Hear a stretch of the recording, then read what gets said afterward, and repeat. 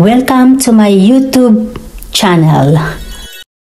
Tara G, samahan niyo ako sa aking mga chamba recipe at ang buhay London. Hello mga ka-chamba mate, so samahan niyo ako sa video na ito ang aming Europe tour, yung tinatawag na The Imperial Cities or the Europe Golden Triangle. Ito ay ang combined three of Europe's finest capital cities ng Prague, Vienna, and Budapest. Sa Luton International Airport ang aming flights. So, nag-travel muna kami from Gillingham to Luton. Mahaba-habang biyahe ito. Nag-takeaway na lang kami ng aming breakfast at sa train na lang kami kumain. Napaka-late na ng upload ko na ito kasi itong aming Europe tour ay noong pang November 2023. Finally, nandito na kami sa Luton International Airport. Napaka-high-tech ng mga toilet nila dito. Ayan o, magkasama ang tap water at saka yung pagdidry ng kamay. This is really good idea na magkasamang tap water at ang pagdidry ng kamay. This is nearly Christmas too, kaya ayan, there is a big Christmas tree. Waiting is over. Eto na, sasakay na kami sa aming eroplano. Hindi naman ganun katagal ng aming biyahe. I think nasa 2 hours lang. At medyo malalayo ang gate, kaya ito, naglalakad kami papunta sa aming mga gate. Pre, hindi mawawala ang ating background photo na kasama ang ating sinakyan na eroplano. Mag-book kami ng Uber. Ayan, Uber kiosk ang tawag nila. Ayan siya. Ayan si Andy. Dito na kami sa Prague Airport. Ayan. Ito palang machine na ito. Diyan ka magbubook ng Uber. So, eto na. Papunta na kami. Nakalabas na kami sa airport. Punta na kami dito sa Uber. Yan. Ito yung mga Uber.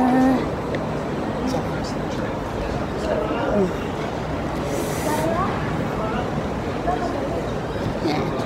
Ito na. Nakita na namin. Ito na namin siya. Ayan. Ito na namin.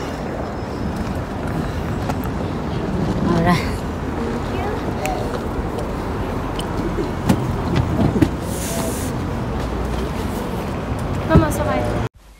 As usual, gabi na kami dumating sa Prague, pero may time pa kaming namasyal dyan. So ito nga pala ang aming mga dinaanan from the Prague International Airport hanggang dun sa hotel na tutuluyan namin. Nadaanan din pala namin ang famous na dancing house dito sa Prague. Medyo malayo ito sa tinutuluyan naming hotel, kaya hindi na kami nakabalik ng may araw. Ito na lang ang nakuha kong video, yung pagdaan namin galing sa airport. Ramada Hotel ang aming pinag-stayan dito sa Prague. Ramada. Doon sa taas. Ayan.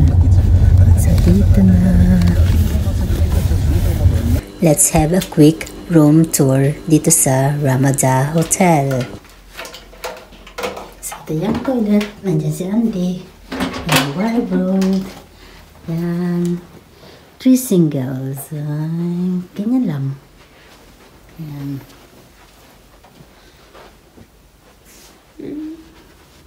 Ito na yung toilet. Malaki yung toilet nila. Shower. Walang bathtub. Walang chinalas.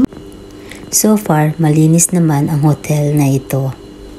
Magpapahinga lang muna kami ng konti at later on, maglalakad na kami ulit mamamasya.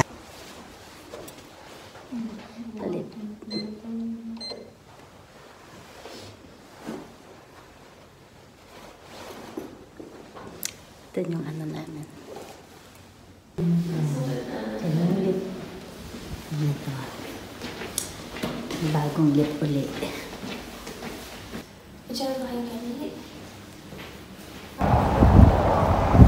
So, museum daw yan dito sa Prague.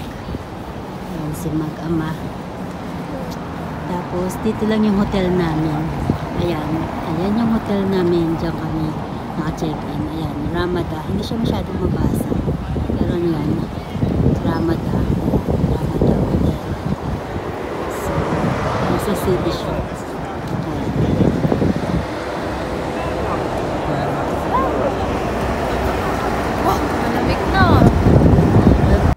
This is our first day and first night here in Prague. So, after namin nagpahinga, eto, lumabas na nga kami at naghanap ng makakain. Bread? Let's order baguette. Gusto niyo ng baguette bread? Ito in-order namin, potato, ham sausage, and then ito cheese sausage. So, dito lang to. Ayan, para siyang mini market. Food hall. Street food. Ayan. Street food, ayan. Malapit siya sa hotel namin. Ayan. Dito, malapit siya sa museum. So, tikman lang natin siya.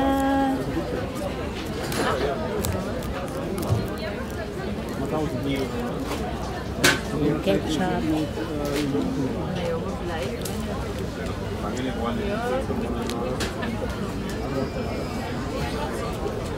Sarap.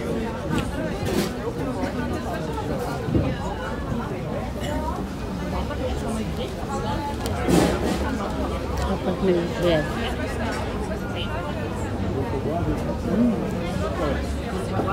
Okay. Good.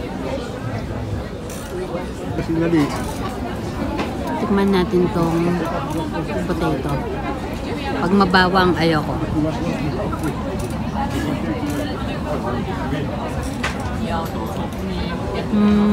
Hindi siya mabawang pero masibuyas siya.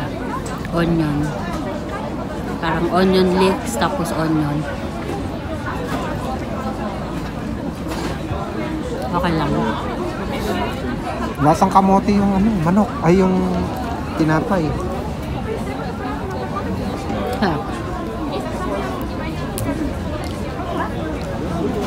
Kamote na may sira. Hindi. Amoyin mo muna. Sorbet yan. Sorbet.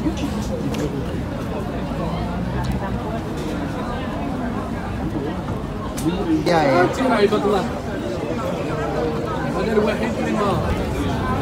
Bawang niya. Bawang, sibuyas.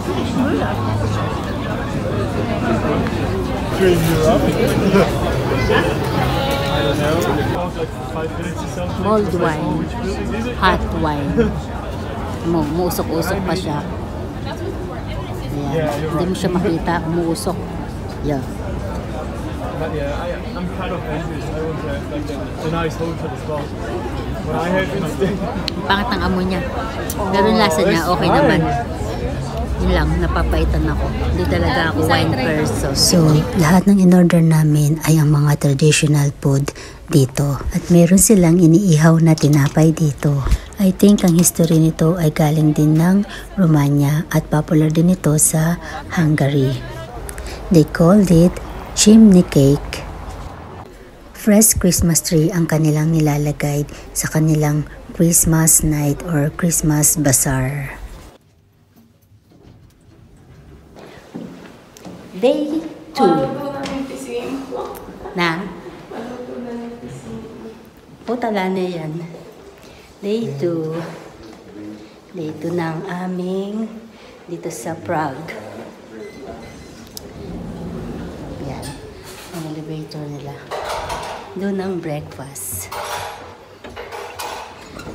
Day 2. Ano yan? November 25. Saturday, 2023. Tutoy. Relo yan? So that is the daylight dito sa city center. Ayan.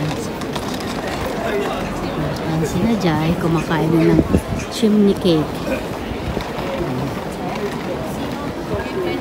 Hintay nila ako. Daylight ng city center dito sa Prague. Ayun o.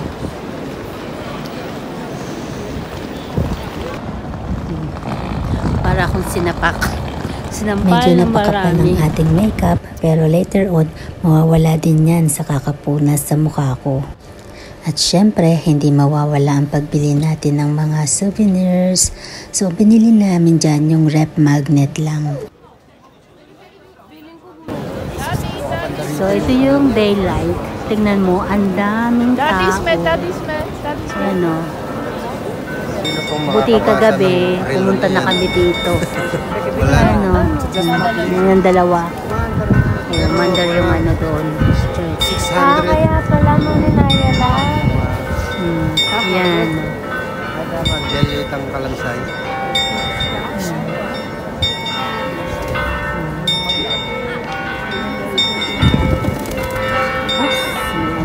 So, itong clock na to was first installed in 1410. Ito yung pinaka-oldest clock in the world at still in operation. So, gumagana pa siya. So, if I'm not mistaken, dito shooting yung teleserye nila Ritz Azul at Paula Abilino na ang title ay The Promise of Forever. The astronomical dial representing the position of the sun and moon in the sky, and the astronomical details, statues of various Catholic saints stand either side of the clock, the walk of the apostle, and then the skeleton that represent death.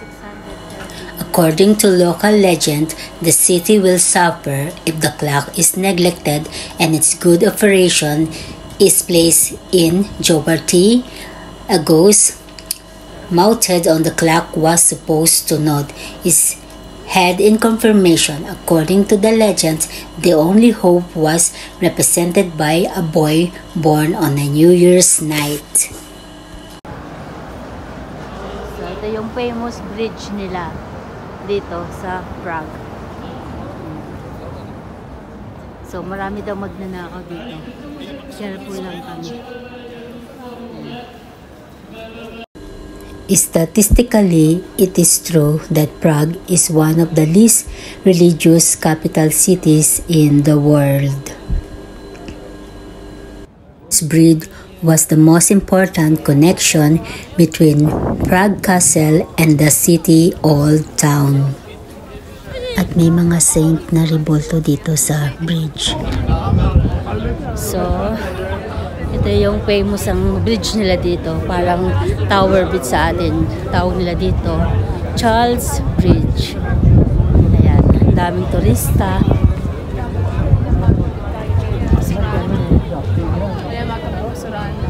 Tapos yan, parang yung river din nila. Ayan.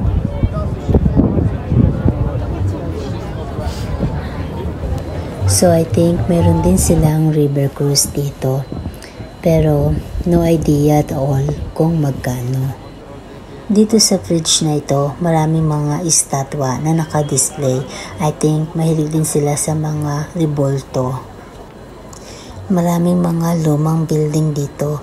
Talagang makikita mo na years and years na yung nagdaan, pero nandyan pa rin sila, na preserve nila ang kanilang mga history building. Ayan ang mga sinasabi ko sa inyo na may mga statue ni Mama Mary at ang crucifixion. So heto na naman ako, naglalaro na naman ng gandang garnahan. Famous daw yan, yung pork restaurant. Pero hindi na kami kumain dun kasi nga ang haba ng pila. So, aakyat tayo dyan. Papunta dun sa castle.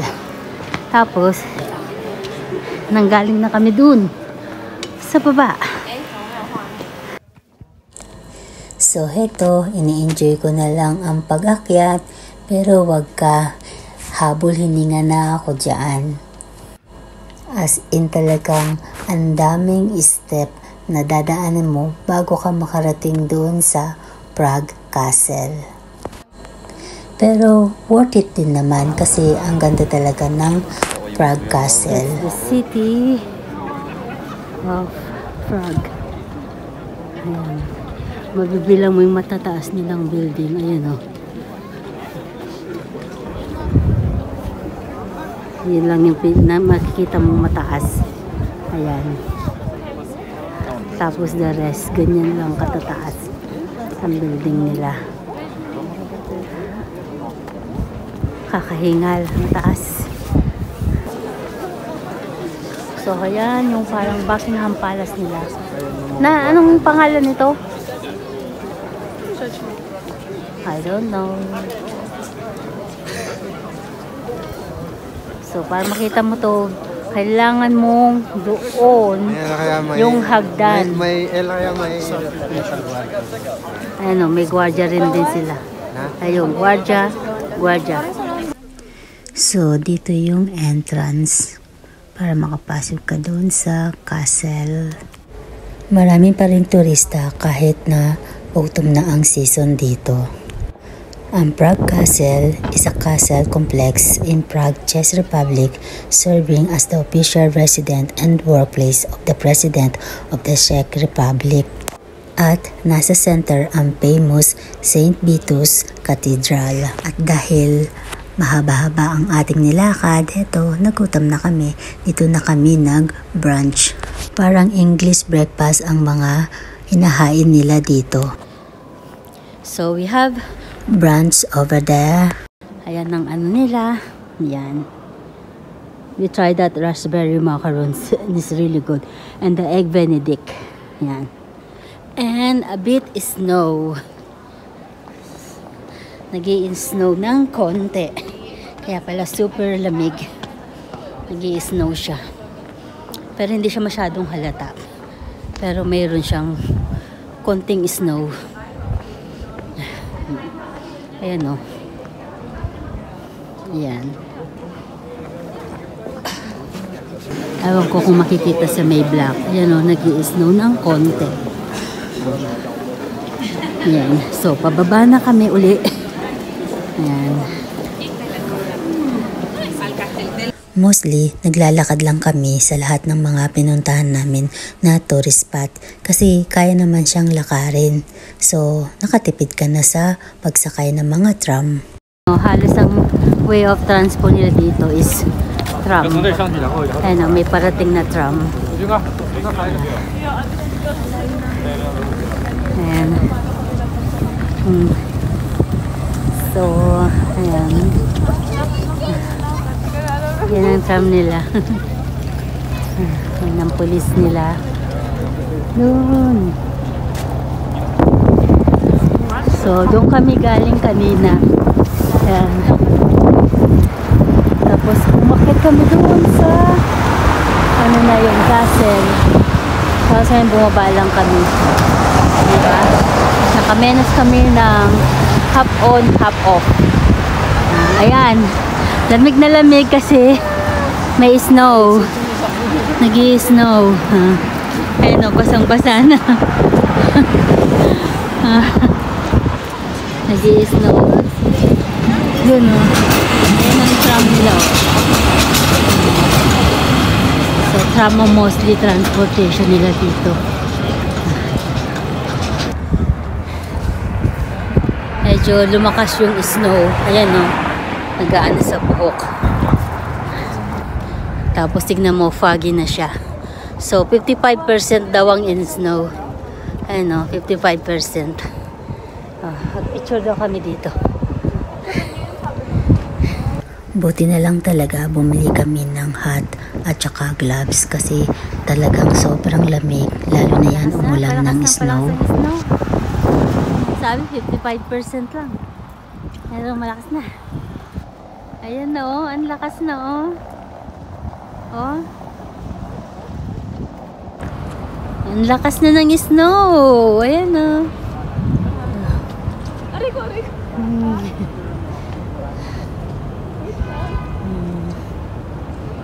Ang lakas na ng snow oh. Nakikita niyo sa damit ko?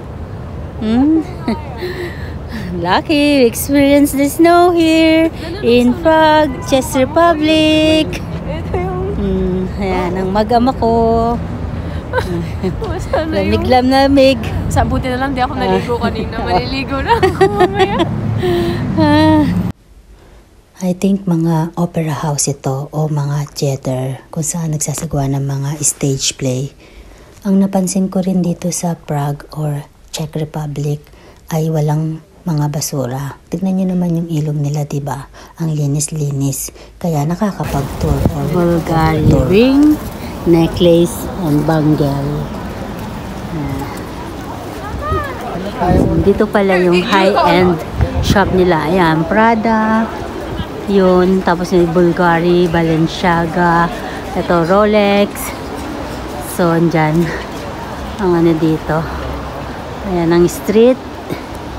Ayan, Soroka.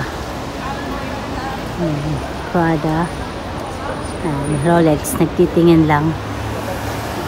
meron din mga electric scooter dito. And of course, pwede ka rin mag-rent ng horse ride or kalesa sa pamamasyal mo dito sa Prague. At heto, bumalik kami sa Old Town kung nasaan yung astronomical clock. Yan, para siyang Trafalgar Square sa London naman. Yan. Dahil autumn season ngayon, kaya maaga pa lang madilim na tapos umulan pa ng snow. Nagpadagdag ng dilim sa kalangitan. So, ito ang day light naman dito sa may pinakaano nila, famous. Yan. Yung clock, yung 613 years geological ba yun? 613 years old na clock, astronomical clock. Ito, marami pa rin at umuulan ng snow pa rin. Ayan, basa na yung floor. Ayan. Ganyan ang ano. So marami talagang turista pag daylight. Kagabi hindi masyado. Yan siya. Marami pa rin. Kaninang umaga dumaan na kami dito, diba? O ngayon, pabalik na kami. Ano na, magpo 4 o'clock na. Oo, magpo 4 o'clock na. Ayan, no? 4 o'clock. Masali tayo na po eh. Gabi yun eh, kaya hindi masyado. Yun nga, gabi yun. Wow. So, ayan. Ayan yung pinaka-famous. So, ayan, no. Wow. So, ayan ang daylight ng clock. Nagutom uli ako dahil ang haba-haba na naman ng nilakad natin uli.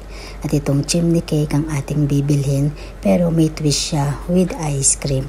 Ito yung doon na iniihaw sa may uling. Malapit lang ito sa pinag-i-stayan namin ng hotel. At ito ang last day namin. The next day, papunta na kami sa Vienna. By train naman yun. Hindi naman ganun kamahal ang chimney cake. Affordable siya at talagang nakakapampatawid ng gutom mo sa paglalakad. So this is the nearly anong oras na? Magpa 5? Kagabi, ano na yun, gabi na yun na nakuhanan ko siya. Kaso ngayon umulan ng snow kaya yan. Ano, dark ang sky.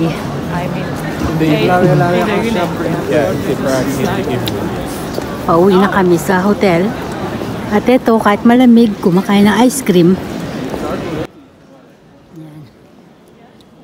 So this is our last night at nag-order na lang kami ng takeaway na food at sa hotel na kami kumain. Holiday is over in Prague. So ngayon nga, papunta na kami sa Vienna at train ang sinakyan namin kasi mas mura kaysa mag-eroplano kami. Bali, 3 hours ang biyahe namin hanggang Vienna. At pag by train pala ang iyong sinakyan, hindi ka nadadaan sa immigration. So walang tatak yung passport mo na nag-enter ka ng Vienna. Thank you mga ka-champa mate. Hanggang sa muli. Here we go. Hello, Piana.